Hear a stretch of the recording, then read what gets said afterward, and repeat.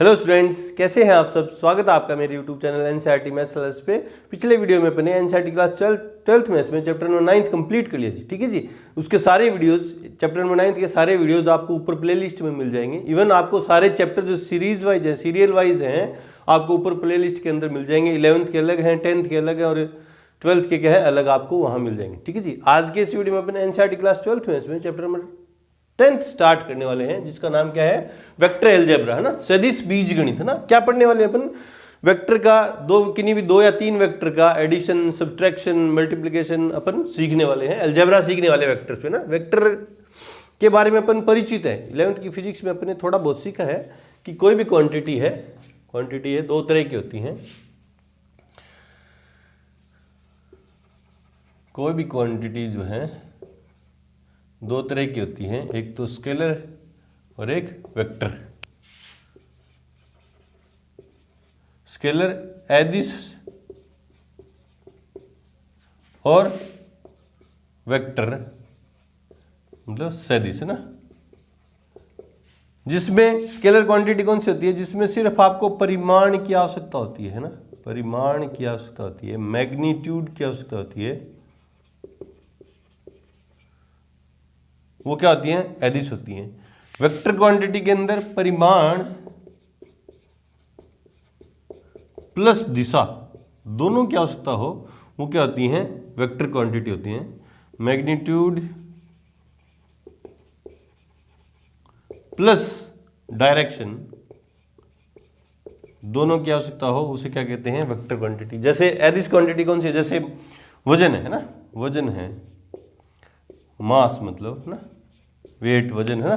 क्या कहे कि कोई व्यक्ति बोले, कोई भी पर्सन बोल रहा है कि मेरा वजन 60 किलोग्राम है ना, 60 किलोग्राम है, तो आप उससे यूं थोड़ी ना पूछोगे किस दिशा में 60 किलोग्राम, ऊपर की दिशा में है, दाईं तरफ है या बाईं तरफ है ना। आप वजन है तो वजन है यार, वजन तो वजन है। दूरी भी क्या है, डिस्टेंस भी क्या है, इसमें भी आपको सिर्फ किसकी जरूरत है, मैग्नीट्यूड की जरूरत। कितनी दूरी, कितना मास, है ना, कितना वजन, सिर्फ आपको परिमाण की आवश्यकता है। टाइम है, समय है ना।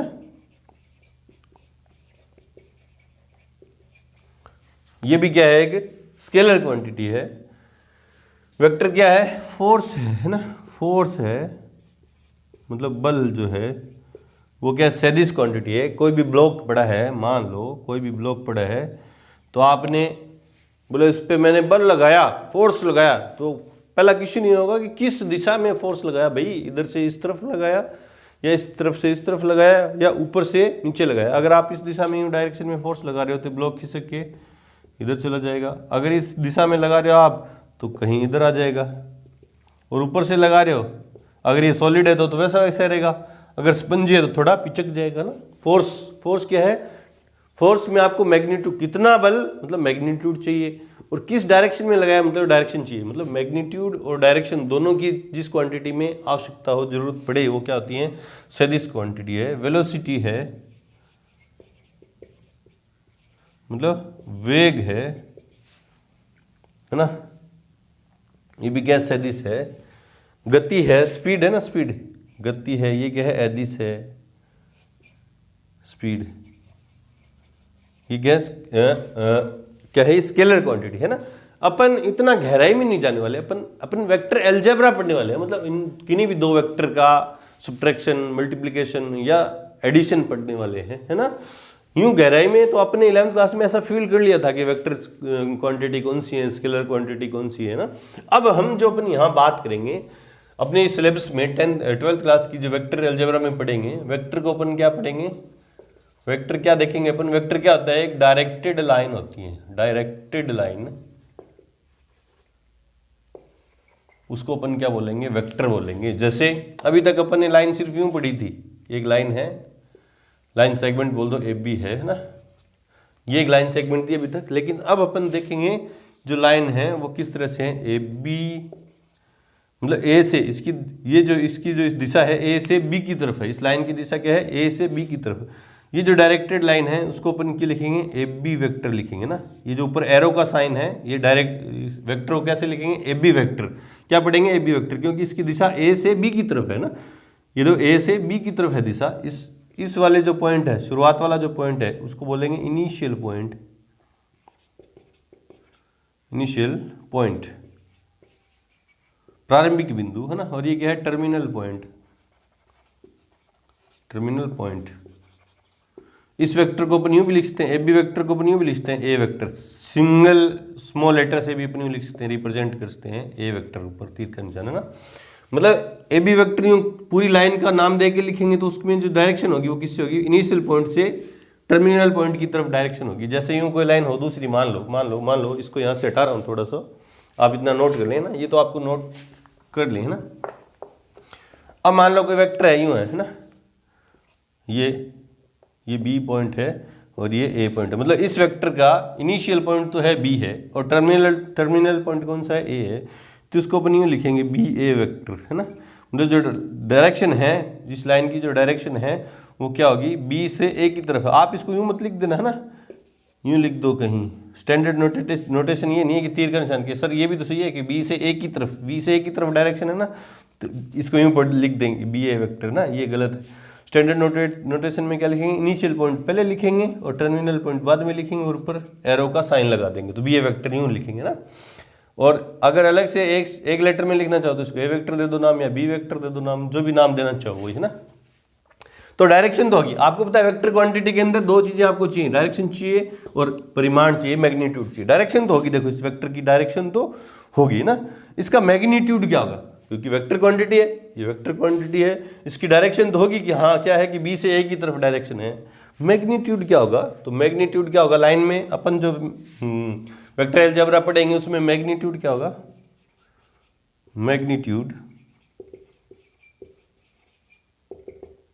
ऑफ वेक्टर क्या होगा, लेंथ ऑफ डायरेक्टेड लाइन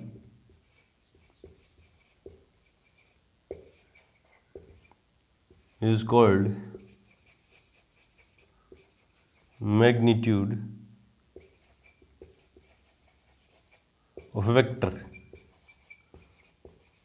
ठीक है, जिसको लिखेंगे किसी, जैसे इसका मैग्नीट्यूड क्या होगा, मोड बी ए वेक्टर, क्योंकि इसका मोड है ना, यूं लिखेंगे इसको, मोड नहीं पढ़ेंगे, ये मैग्नीट्यूड पढ़ेंगे। Magnitude of B A vector क्या होगा, इस तरह से लिखेंगे, मोड की तरह ही लिख रहे हैं। इस वाले वेक्टर का मैग्नीट्यूड क्या होगा, मोड पढ़ेंगे, मोड ही, लेकिन है ही मोड नहीं, मोड ए बी वेक्टर, इस तरह से पढ़ेंगे ना। या इसको यूं भी लिख सकते हैं, क्योंकि अगर सिंगल नोटेशन में लिख रहे हैं तो अपन इसको यूं भी लिख सकते हैं कि ए वेक्टर का मोड, है ना। इसमें भी बी वेक्टर मानना तो बी वेक्टर का मोड, ये मैग्नीट्यूड हो गया ना। तो वेक्टर में अपन ने क्या पढ़ा अभी, वेक्टर अपन अब आगे अपन वेक्टर जो पढ़ेंगे वो क्या पढ़ेंगे, डायरेक्टेड लाइन है, उसकी जो डायरेक्शन है वो तो किस तरह से रिप्रेजेंट करेंगे, रिप्रेजेंट कैसे करेंगे वेक्टर को, ए बी इनिशियल पॉइंट से टर्मिनल पॉइंट की तरफ और ऊपर तीर का निशान लगा के, ठीक है। और उसका जो मैग्नीट्यूड है वो क्या होगा, उस डायरेक्टेड लाइन की जो लेंथ है वो होगा उसका मैग्नीट्यूड। बढ़ते आगे, उससे पहले वीडियो को रोकें और नोट करें। अब पढ़ेंगे स्थिति सदिश, है ना। क्या पढ़ेंगे, स्थिति सदिश।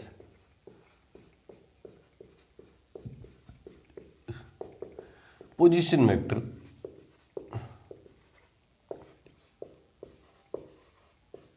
क्या है, पोजीशन वेक्टर क्या है, लिखते हैं, डेफिनेशन देखते हैं इसकी, है ना। Position vector of A point P, क्योंकि अपन वेक्टर क्या पढ़ने वाले हैं, लाइन, डायरेक्टेड लाइन पढ़ने वाले हैं ना, तो उसका पोजीशन वेक्टर, अब देखो होता क्या, position vector of point P is a vector whose initial point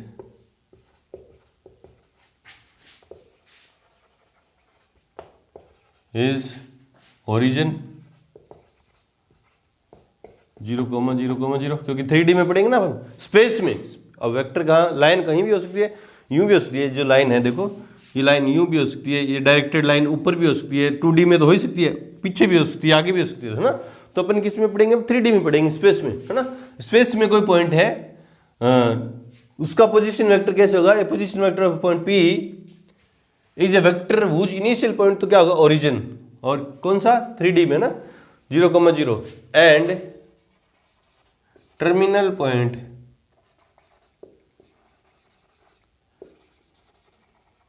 point is P x y z।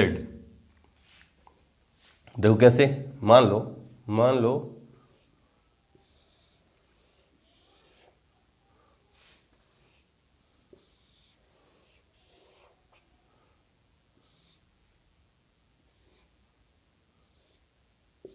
ठीक है, ये y एक्सिस है, ये z एक्सिस है, और ये कौन सा एक्सिस है, x एक्सिस है ना। तो ये पॉइंट P है, ये पॉइंट P के जो कोऑर्डिनेट हैं मान ले रहा हूँ क्या होंगे, x y और z।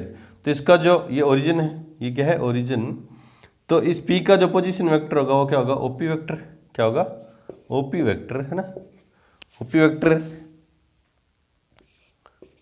P का पोजीशन वेक्टर क्या होगा, OP वेक्टर। इसका जो मैग्नीट्यूड होगा, ध्यान रखें ये छोटा सा टॉपिक है लेकिन अच्छा इंपॉर्टेंट है। OP वेक्टर का पोजीशन वेक्टर का जो मैग्नीट्यूड है वो कैसे निकलेगा, OP वेक्टर का mod equals to root x square plus y square plus z square, मतलब लेंथ है ना। ये लेंथ कैसे निकलेगी, x square plus y square plus z square ना। ये OP वेक्टर का पोजीशन वेक्टर का मैग्नीट्यूड है। और स्पेस में किसी भी पॉइंट के पोजीशन वेक्टर को जनरली अपन किससे शो करेंगे, आर वेक्टर से। किससे शो करेंगे कि स्पेस में किसी भी पॉइंट, जनरल पॉइंट के जो पोजीशन वेक्टर है उसको किससे लिखेंगे, आर से लिखेंगे। तो आर वेक्टर क्या हो जाएगा, तो आर वेक्टर का जो मोड है वो क्या हो जाएगा, root x square plus y square plus z square है ना। पोजीशन वेक्टर को आर वेक्टर से लिखेंगे और उसकी जो मैग्नीट्यूड है, उसकी जो लेंथ है वो क्या होगी, root x square plus y square plus z square ना। स्पेस में नोट में आप लिख लें कि स्पेस में किसी भी पॉइंट के पोजीशन वेक्टर को किसे लिखेंगे, जनरली अपन किसे लिखेंगे, आर वेक्टर से लिखेंगे। ठीक है जी, ये है पोजीशन वेक्टर। क्या होता है, जिसका इनिशियल पॉइंट क्या होगा, ओरिजिन होगा। स्पेस में किसी भी पॉइंट का पोजीशन वेक्टर क्या होगा, जिसका इनिशियल पॉइंट क्या होगा, ओरिजिन होगा, और टर्मिनल पॉइंट क्या होगा, जो उस पॉइंट के क्या होंगे, 3D में कोऑर्डिनेट होंगे वो होगा, है ना। चलो बढ़ते आगे डिसीज की तरफ। डिसीज मतलब दिक कोज्या है ना, डायरेक्शन कोसाइन की तरफ। उससे पहले वीडियो को रोकें और नोट करें। अब देखो क्या है, दिक कोसाइन, डायरेक्शन कोसाइन, जिसको शॉर्ट में अपन क्या लिखेंगे, DC। क्या लिखेंगे, डायरेक्शन कोसाइन को, दिक कोज्या को, दिक कोसाइन या दिक कोज्या को क्या लिखेंगे, DC लिखेंगे। मान लो स्पेस में कोई पॉइंट है ना, स्पेस में कोई पॉइंट है, देखो ये इमेजिनेशन का खेल है, आपको इमेजिन करना आना चाहिए, है ना, इमेजिन करना आना चाहिए। अगर आप इमेजिन नहीं कर पाओगे तो डायग्राम आपके माइंड में बैठेगा नहीं, है ना। तो डायग्राम आपके माइंड में बैठेगा नहीं, और दिमाग में डायग्राम नहीं बैठेगा तो क्या होगा, देखो ये एक्स एक्सिस है, ये वाई एक्सिस है, और ये 9th क्लास में भी 11th में भी सॉरी अपन ने 3D पढ़ी थी कुछ, वाई एक्सिस, एक्स एक्सिस और जेड एक्सिस है ना। और ये पॉइंट P है, मान ले रहा हूँ ये पॉइंट P है जिसके कोऑर्डिनेट हैं एक्स वाई और जेड, है ना। तो इसका पोजीशन वेक्टर ये हो गया। पोजीशन वेक्टर को अपन स्पेस में किसी भी पॉइंट के पोजीशन वेक्टर को अपन आर वेक्टर से भी शो करते हैं, इसका पोजीशन वेक्टर है ना। ये डायरेक्टेड लाइन, पोजीशन वेक्टर मतलब डायरेक्टेड लाइन जिसका इनिशियल पॉइंट क्या है, ओरिजिन है, और टर्मिनल पॉइंट क्या है, जो P है वो, है ना। इस पोजीशन वेक्टर ने एक्स एक्सिस के साथ एंगल बनाया, मान ले रहा हूँ अल्फा, ये अल्फा है, ये क्या है अल्फा। वाई एक्सिस के साथ उसने एंगल बनाया वो क्या है, बीटा है। और जेड एक्सिस, ये रहा जेड एक्सिस के साथ जो इसका एंगल है वो क्या है, गामा है ना। क्या है, अल्फा बीटा गामा, है ना। यहाँ अल्फा जो एक्स एक्सिस के साथ एंगल है, बीटा जो वाई एक्सिस के साथ, पोजीशन वेक्टर का वाई एक्सिस के साथ एंगल वो बीटा है, एंड गामा जो पोजीशन वेक्टर का जेड एक्सिस के साथ एंगल जो है वो क्या, गामा है। ये क्या कहलाते हैं, आर कॉल्ड डायरेक्शन एंगल, है ना, डायरेक्शन। ये क्या कहलाते हैं, डायरेक्शन एंगल्स। ठीक है, ये डायरेक्शन एंगल है। इन डायरेक्शन एंगल का जो कोसाइन है, इन डायरेक्शन एंगल की जो कोसाइन है वो क्या कहलाती है, डायरेक्शन कोसाइन, है ना। And cos alpha comma cos beta comma cos gamma gamma, ये क्या है, are called DC, direction cosine कहलाते हैं, है ना। देखो वापिस से देखो कि स्पेस में किसी भी पॉइंट P का पोजीशन वेक्टर क्या होगा, आर वेक्टर, और उस पोजीशन वेक्टर ने एक्स एक्सिस के साथ अल्फा एंगल, वाई एक्सिस के साथ beta, positive direction of x axis के साथ x angle, positive direction of y axis के साथ बीटा एंगल और positive direction of z axis के साथ गामा एंगल बनाया, वो जो एंगल है वो क्या कहलाते हैं, डायरेक्शन एंगल कहलाते हैं, ठीक है। और एंगल्स के जो कोस हैं कोस ले लूं, इन तीनों एंगल के क्या ले लूं, कोस ले लूं, वो क्या कहलाएंगे, डीसी कहलाएंगे ना। अभी आए कहां से देखो, अब देखो ये जो पॉइंट पी है, ये अल्फा जो एंगल है ना, आप इमेजिन का खेल है, देखो ये जो पी पॉइंट है, ये इस क्यूब के सामने वाले फेस पे, इस क्यूब के सामने वाले फेस पे एक राइट एंगल ट्राइंगल बनेगा। देखो कैसे, ये पी को इससे यूं मैच करूंगा, इससे यूं मैच करूंगा ना, ये मान ले रहा हूँ ये जो लेंथ है, ये जो लेंथ है एक्स एक्सिस पे वो क्या है, एक्स है, और ये वाली लेंथ है वाई एक्सिस पे वाई है, और ये जेड है ना। तो यहाँ से इसको मैच करूँ, देखो इमेजिन का खेल, इसको इससे मैच किया तो एक ट्राइंगल बनेगा, राइट एंगल ट्राइंगल बनेगा ना, यूँ राइट एंगल ट्राइंगल बनेगा। ये एंगल तो है अल्फा है ना, ये एंगल तो है अल्फा, और ये एंगल है, ये जो लेंथ है ये एक्स एक्सिस, क्योंकि ये एक्स एक्सिस है, ये एक्स एक्सिस पे जो लेंथ है वो क्या है, एक्स है, और ये जो इसकी जो हाइपोटेनियस है वो क्या है, आर वेक्टर, आर वेक्टर का मोड है ना, क्योंकि पोजीशन वेक्टर का मैग्नीट्यूड कैसे निकलेगा, आर वेक्टर ही ना। और ये एंगल क्या है, अल्फा है ना। तो कोस अल्फा क्या हो जाएगा, इस ट्रायंगल के अकॉर्डिंग कोस अल्फा क्या हो जाएगा, cos alpha base upon hypotenuse x upon r vector का मोड, और आर वेक्टर के मोड को सिंपल आर से भी लिख देते हैं ना, तो कोस अल्फा उसका जाएगा एक्स अपॉन आर है ना। इसी तरह से कोस बीटा क्या हो जाएगा, वाई अपॉन आर वेक्टर का यूं मोड निकालेंगे ना, मोड बोल रहा हूं मैं, लेकिन ये मैग्नीट्यूड है ना, कोस बीटा इक्वल्स क्या जाएगा, वाई अपॉन आर, और कोस गामा क्या हो जाएगा, जेड अपॉन आर वेक्टर का मैग्नीट्यूड, और कोस गामा क्या हो जाएगा, जेड अपॉन आर। जहां नीचे आप लिख दो, जहां आर वेक्टर का जो मैग्नीट्यूड है उसको किससे लिख दिया, सिंपल आर से लिख दिया है ना, सिंपल आर से लिख दिया ना। और ये है direction cosine, direction cosine, direction cosine है ना। और ये माना जाता है, अपन स्टैंडर्ड नोटेशन के लिए मान लिया कि जो तीनों डायरेक्शन कोसाइन है उसको एल एम एन से लिखते हैं, किससे, एल एम एन से लिखते हैं।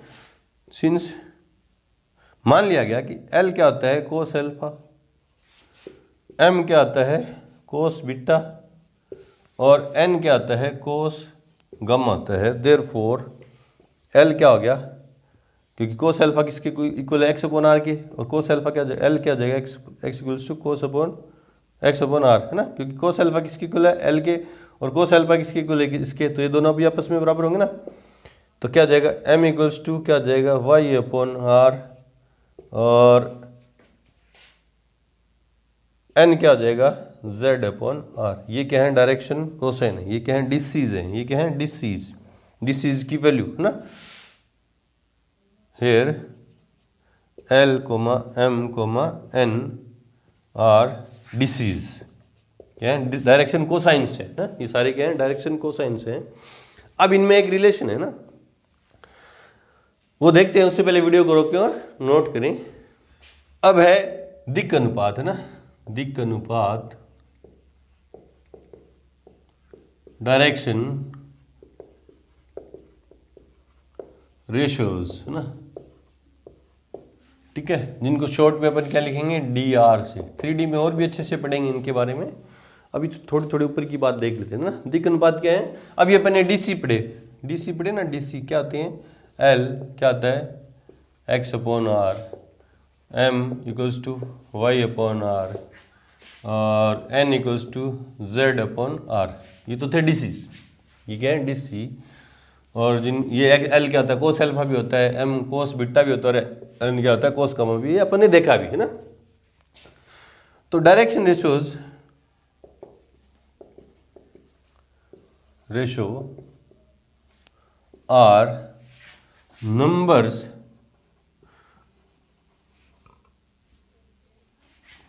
A, B, C which are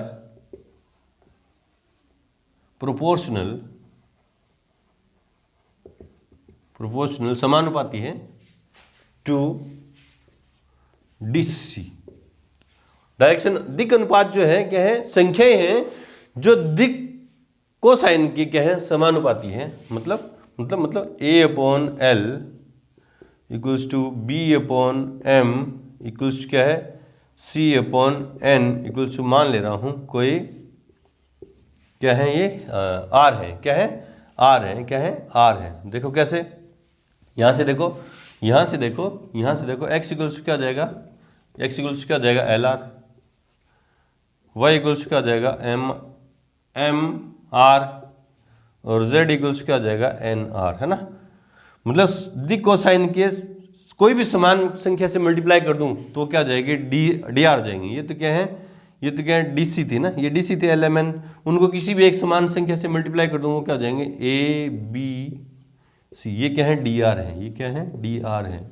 सिर्फ आर से ही नहीं, जैसे इनको यूँ लिख दिया कि के एल के एम और के एन, है ना, कोई भी नॉन जीरो क्वांटिटी से नॉन नेगेटिव क्वांटिटी से मल्टीप्लाई कर दिया डायरेक्शन कोसाइंस को, तो क्या है डी आर है, ये भी क्या है डी आर है ना।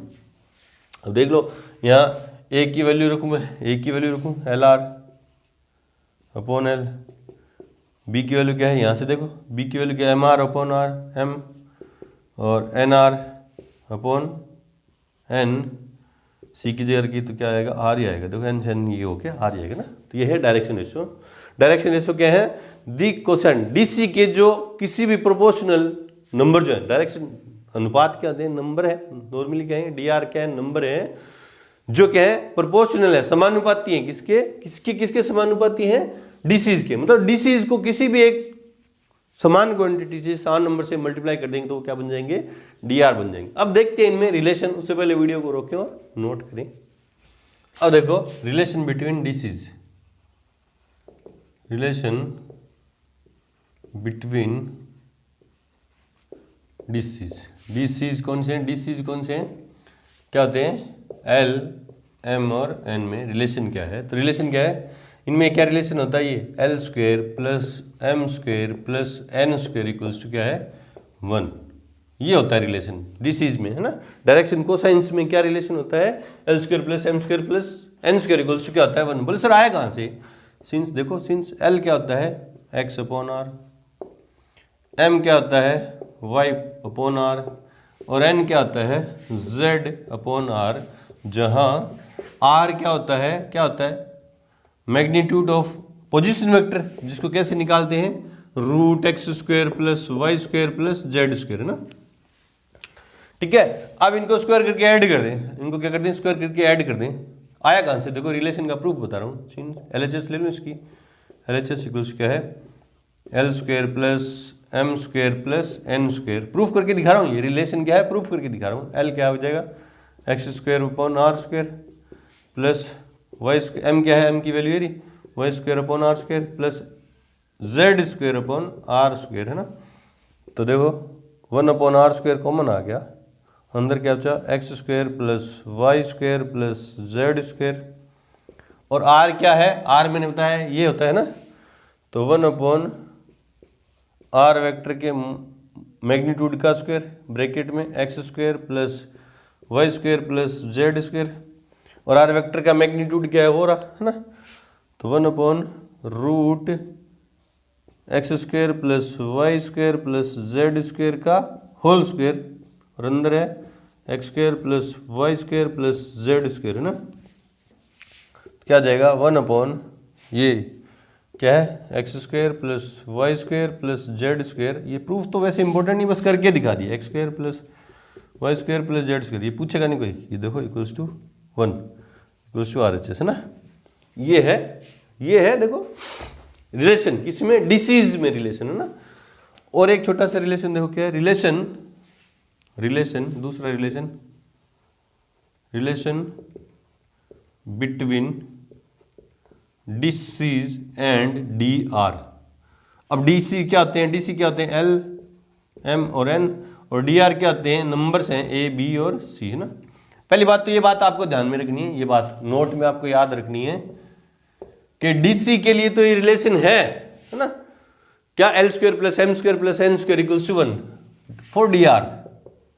डी आर के लिए रिलेशन नहीं है भैया, कौन सा A square plus B square for D R, है ना, plus C square not equals 1, ये नहीं है डी आर के लिए, ये नहीं होता है डी आर के लिए नहीं होता। बोले सर क्यों नहीं होता है, क्यों नहीं होता है, देखो बताओ अभी अभी अपने देखा x इक्वल्स टू क्या होता है, x इक्वल्स टू है LR और उसको अपन ने क्या माना था A, और y इक्वल्स टू क्या है MR उसको अपन ने माना था B, और z इक्वल्स क्या है NR उसको माना था अपन ने C, है ना। मैंने आपको बताया था कि DCs को किसी भी एक क्वांटिटी से मल्टीप्लाई करते हैं उनका जो प्रोपोर्शनल में जो नंबर है वो क्या होंगे, DR होंगे, है ना। ये DR है, तो देख लो यहाँ ऐड करके देख लो L स्क्वायर, यहाँ इनको ऐड करके देख लो A square plus B square मतलब AL square R square plus M square R square plus N square R square की वैल्यू कितनी आएगी, R स्क्वायर कॉमन आ गया, L square plus M square plus N square equals क्या जाएगा R square into 1, क्योंकि इसकी वैल्यू तो 1 है,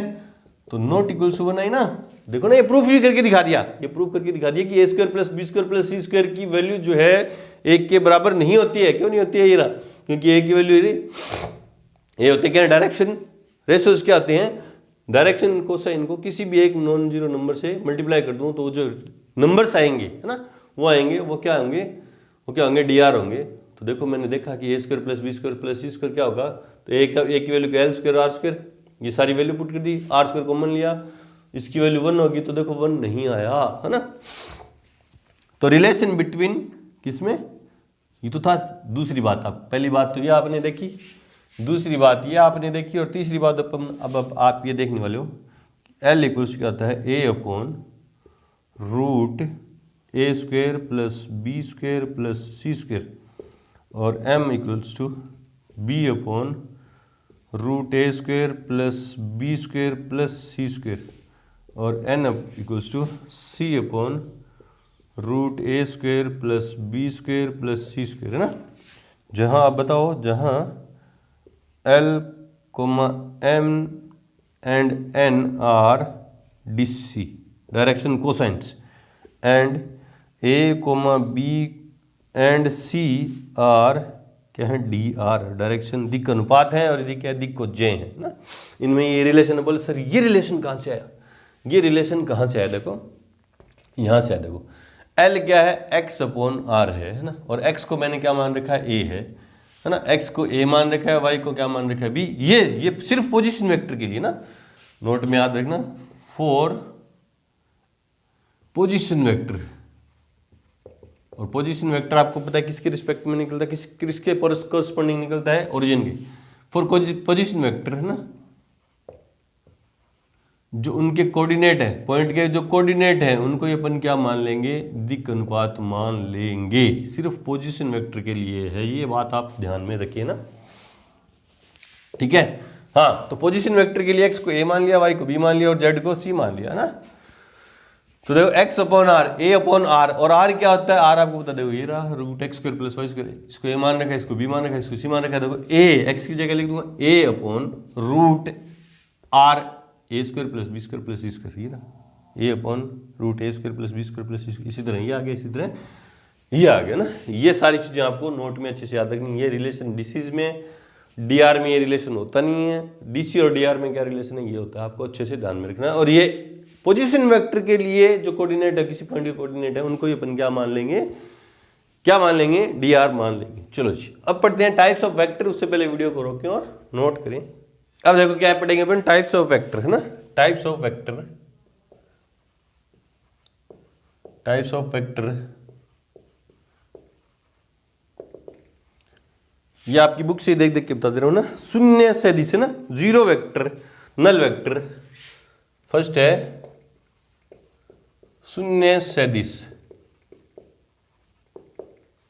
जिसको क्या बोलते हैं, नल वेक्टर भी बोलते हैं या जीरो वेक्टर भी बोल देते हैं ना। इसको किसे लिखेंगे, O और वेक्टर, है ना। O वेक्टर क्या होता है, ये जिसका इनिशियल पॉइंट और टर्मिनल पॉइंट दोनों क्या है, एक दूसरे के ऊपर है ना। क्या है, इनिशियल पॉइंट और टर्मिनल पॉइंट दोनों ही एक ही जगह पे है, मतलब मैग्नीट्यूड भी क्या हो, इसका 0 हो, क्योंकि लेंथ क्या होगी, इनिशियल पॉइंट और टर्मिनल पॉइंट अगर एक ही पॉइंट पे है ना, तो क्या होंगे, क्या होगा, उसका मैग्नीट्यूड क्या होगा, 0। और डायरेक्शन जो है, या तो दो बातें हैं, है ना, दो बातें डायरेक्शन के लिए क्या है, दो बातें हैं। क्या बातें हैं दो सर, या तो नो डायरेक्शन, कोई डायरेक्शन है ही नहीं, या एनी डायरेक्शन, है ना, एनी डायरेक्शन। इस पॉइंट में या तो कोई दिशा है ही नहीं या सभी दिशाओं में है इस वेक्टर की दिशा ना, मैग्नीट्यूड 0 है, डायरेक्शन है ही नहीं, तो सर इसको पढ़ क्यों रहे ना, क्यों पढ़ रहे, किस क्या फायदा जिसका मैग्नीट्यूड भी 0 है और उसकी जो डायरेक्शन भी है, कोई डायरेक्शन है ही नहीं या सभी दिशाओं में डायरेक्शन है, क्यों पढ़ रहे हैं, क्यों पढ़ रहे हैं, देखो ये क्यों पढ़ रहे हैं, क्योंकि अपन क्या पढ़ेंगे इस चैप्टर के अंदर, वेक्टर अलजेब्रा पढ़ेंगे। क्या पढ़ेंगे, वेक्टर अलजेब्रा पढ़ेंगे, मतलब सब्ट्रैक्शन, मल्टीप्लिकेशन या एडिशन पढ़ेंगे ना। मान लो कोई दो वेक्टर हैं, ए वेक्टर और बी वेक्टर, है ना, और उनका मैग्नीट्यूड क्या है, इक्वल है ना, उनका मैग्नीट्यूड क्या है, इक्वल है। अपन उनको सब्ट्रैक्ट करेंगे तो दोनों का मैग्नीट्यूड इक्वल है तो क्या लिखोगे, 0, है ना। दो वेक्टर क्वांटिटी को अपन सब्ट्रैक्ट करें, ऐड करें, है ना, ऑपरेशन लगाएं, कोई भी बाइनरी ऑपरेशन लगाएं, तो जो आंसर आएगा वो वेक्टर ही आएगा ना। तो क्योंकि इनका दोनों का मैग्नीट्यूड इक्वल सा, उनको सब्ट्रैक्ट किया तो 0 आएगा, तो इसलिए इसको क्या लिखेंगे, 0 वेक्टर। इसलिए इस नल वेक्टर की जरूरत पड़ी हमें, है ना, शून्य सदिश की जरूरत क्यों पड़ी, क्योंकि अपन अलजेब्रा पढ़ेंगे और अलजेब्रा में किन्हीं भी दो इक्वल मैग्नीट्यूड वाले वेक्टर का जब अपन सब्ट्रैक्शन निकालेंगे तो वो क्या आएगा, 0 वेक्टर आएगा, है ना, इसलिए पढ़ी। सेकंड है, समझ में आ गया ना, नल वेक्टर कौन सा होता है, जिनका इनिशियल पॉइंट और टर्मिनल पॉइंट क्या हो, इक्वल हो, एक ही जगह पे हो, ठीक है, और मैग्नीट्यूड 0 हो और डायरेक्शन या तो कोई डायरेक्शन नहीं है या एनी डायरेक्शन, ठीक है जी, ठीक है। मात्रक सदिश, दूसरा है मात्रक सदिश, मतलब unit vector, unit vector, unit कुछ भी हो सकती है ना। जैसे मैं बोलूं कि मेरे घर से मेरे ऑफिस की जो डिस्टेंस है, मेरे घर से मेरे ऑफिस की जो डिस्टेंस है, मान ले रहा हूं 10 किलोमीटर है, ये घर है और ये क्या ऑफिस है, और इनके बीच की जो डिस्टेंस है, ये वाली जो डिस्टेंस है वो कितनी है, 10 किलोमीटर है। तो यूनिट वेक्टर क्या होगा, इसके इस जो लेंथ है, इस डायरेक्शन में जो लेंथ है, घर से ऑफिस की जो डायरेक्शन में जो लेंथ है, उनकी एक यूनिट 10 थी, तो यूनिट वेक्टर क्या हो जाएगा, 1 किलोमीटर का हो जाएगा ना। कितने किलोमीटर का हो जाएगा, 1 किलोमीटर। मीटर में 100 मीटर में, तो उस डायरेक्शन में यूनिट वेक्टर क्या हो जाएगा, 1 मीटर हो जाएगा ना। तो किसी भी वेक्टर ए वेक्टर की दिशा में यूनिट वेक्टर को किससे लिखेंगे, ए कैप से। इसको क्या पढ़ेंगे, ए कैप। किसी भी वेक्टर की डायरेक्शन में यूनिट वेक्टर क्या होगा, जिस वेक्टर की बात करें उसकी डायरेक्शन में होगा ना। यूनिट क्या होगी, जो क्वेश्चन के अंदर यूनिट की बात, जैसे यहाँ किलोमीटर की बात हुई तो यूनिट वेक्टर क्या होगा, 1 किलोमीटर। मीटर की बात हो तो यूनिट वेक्टर कितना होगा, 1 मीटर का हुआ ना। सेंटीमीटर की बात हो तो यूनिट वेक्टर 1 सेंटीमीटर का हो ना। तो ए वेक्टर का जो मैग्नीट्यूड है, ए कैप का जो मैग्नीट्यूड है, वो हमेशा क्या रहेगा, 1 रहने वाला है। बोले सर क्यों, क्योंकि यूनिट वेक्टर है, इकाई लंबाई चाहे किलोमीटर में हो, चाहे मीटर में हो, चाहे सेंटीमीटर में हो, उसका जो मैग्नीट्यूड है वो 1 ही रहेगा ना। तो किसी भी वेक्टर की दिशा में उसका यूनिट वेक्टर किससे लिखेंगे, ए कैप से। बी वेक्टर की दिशा में उसका यूनिट वेक्टर किससे लिखेंगे, बी कैप से। बी कैप पढ़ेंगे इसको ना, ये जी, है ना। नंबर थर्ड है सह आदिम सदिश। सह आदिम, हिंदी में थोड़ा समझ में नहीं आएगा, आदिम सदिश मतलब को इनिशियल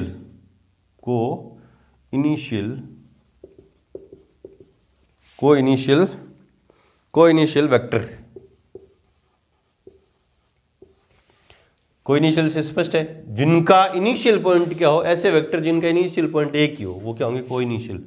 जैसे 3 वेक्टर लिख दिए, मान ले रहे हैं मैंने, है ना, मैंने 3 वेक्टर लिख दिए, ये है ना, ए वेक्टर मान ले रहा हूँ, ये बी वेक्टर मान ले रहा हूँ, और ये सी वेक्टर मान ले रहा हूँ ना।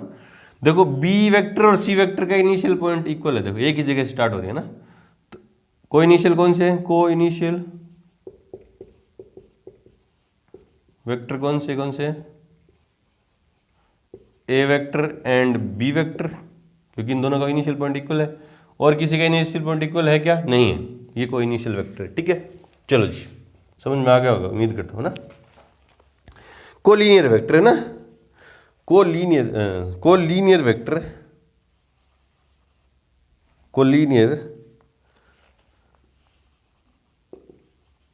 वेक्टर मतलब सरेख सदिश है ना, सरेख सदिश, ये आप नोट कर लेना। ऐसे वेक्टर जो क्या हो, एक दूसरे के समांतर हो। क्या हो? जो एक दूसरे के समांतर हो, सरेख सदिश कहलाएंगे। देखो एक दूसरे के पैरेलल हो, ये ए वेक्टर है, ये बी वेक्टर है, एक दूसरे के क्या हो, पैरेलल हो ना। पैरेलल ये ढंग से दिख नहीं रहा लेकिन ये पैरेलल है। डायरेक्शन चाहे अपोजिट हो सकती है, सी वेक्टर है, पैरेलल होने चाहिए, वो क्या होंगे, कोलिनियर वेक्टर, है ना। सरेख सदिश कहलाएंगे। एक ही रेखा पे होना जरूरी नहीं है, आप सोच रहे होंगे यही एक वेक्टर ए वेक्टर है, जरूरी नहीं है। और इसी लाइन पे दूसरा वेक्टर हो, बी वेक्टर हो ना, तो ये कोलिनियर होंगे, नहीं, पैरेलल होनी जरूरी है ना, वो होंगे कोलिनियर वेक्टर। चलो जी बढ़ते आगे, उससे पहले वीडियो को रोकें और नोट करें। आगे नंबर 5 क्या है, समान सदिश, है ना। समान सदिश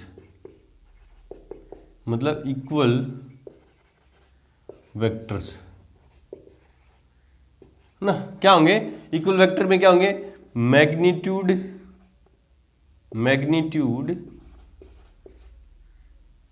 and direction are equal. Magnitude भी इक्वल होना चाहिए, ऐसे वेक्टर जिनका मैग्नीट्यूड और डायरेक्शन दोनों इक्वल है, आर इक्वल, वो क्या होंगे, इक्वल सदिश कहलाते हैं। ए वेक्टर का मैग्नीट्यूड और बी वेक्टर का मैग्नीट्यूड सेम है और डायरेक्शन भी सेम है, देखो ऐसे है ना। ये ए वेक्टर है और ये मान ले रहा हूं बी वेक्टर है ना। दोनों की डायरेक्शन सेम है और मैग्नीट्यूड जितनी लेंथ इसकी है इतनी लेंथ इसकी है, दोनों इक्वल है, मैग्नीट्यूड इक्वल है, डायरेक्शन भी इक्वल है, तो ये क्या है, इक्वल वेक्टर है ना। Number 6 negative of A vector, सदिश का ऋणात्मक, सदिश का ऋणात्मक क्या होगा, इसमें क्या होगा, मैग्नीट्यूड सेम मैग्नीट्यूड, मतलब परिमाण समान, एंड अपोजिट डायरेक्शन, डायरेक्शन तो क्या होनी चाहिए, अपोजिट, और मैग्नीट्यूड क्या होनी चाहिए, same. For example A vector का मैग्नीट्यूड बराबर है बी वेक्टर का मैग्नीट्यूड, लेकिन डायरेक्शन क्या है, अपोजिट है। ये वेक्टर है, ये मान ले रहा हूँ बी वेक्टर है, दोनों की लेंथ इक्वल है, मैग्नीट्यूड इक्वल है और डायरेक्शन क्या है, अपोजिट है, वो क्या होगा, नेगेटिव वेक्टर है ना। अब है लास्ट है concept of free vector, last topic है हमारा, concept of free vector.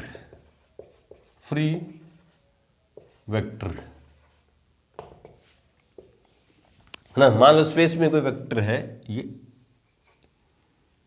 A vector है ना, ये ए वेक्टर है, तो क्या होगा कि फ्री वेक्टर, अगर ये वेक्टर फ्री वेक्टर है ना, तो इसकी डायरेक्शन और मैग्नीट्यूड चेंज किए बिना, अगर ये फ्री वेक्टर है तो इसकी डायरेक्शन और मैग्नीट्यूड चेंज किए बिना मैं इसको उठा के कहीं भी शिफ्ट कर सकता हूं ना।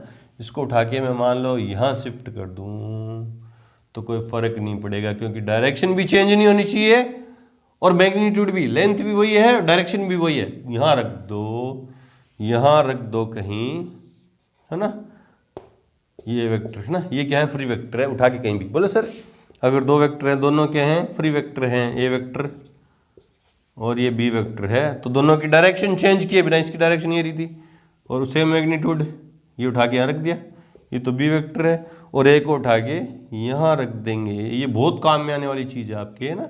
डायरेक्शन सेम है, उठा के इसको यूं भी रख सकते हैं, इसको उठा के आप यूं भी रख सकते हो। देखो कैसे देखो, ये बी वेक्टर मान लो, इसकी डायरेक्शन सेम है, अब लेंथ छोटी बड़ी हो सकती है, बिना नापे करो ना, और इसको उठा के मैं यहाँ रख दूँ, यूं भी रख सकते हैं।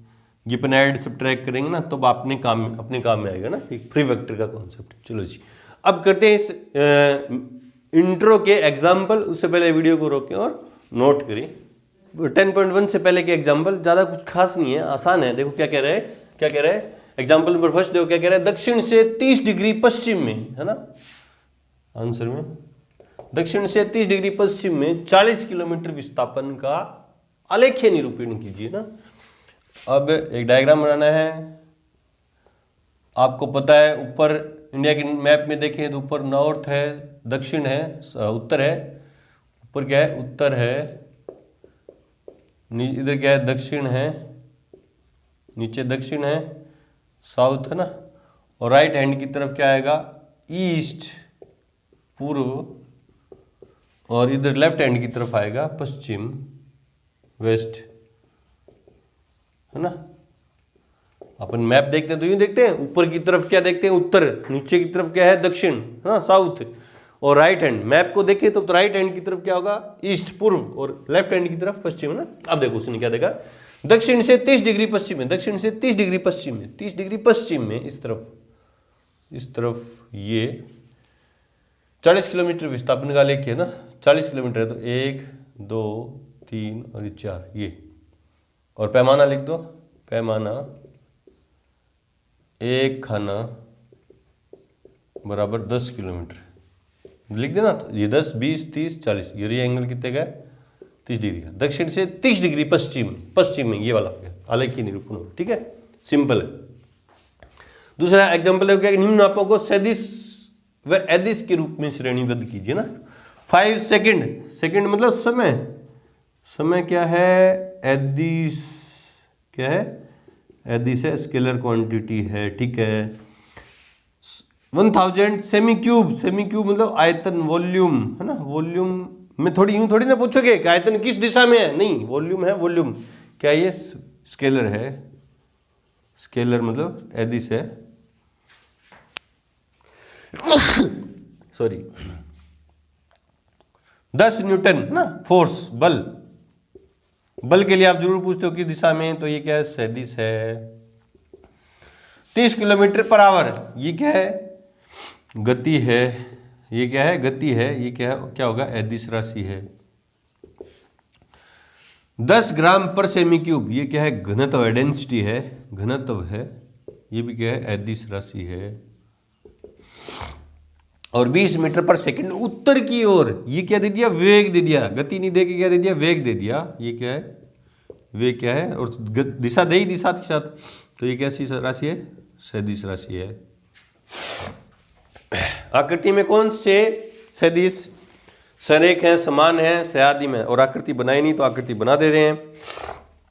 आकृति कुछ यूं दे रखी है इसने,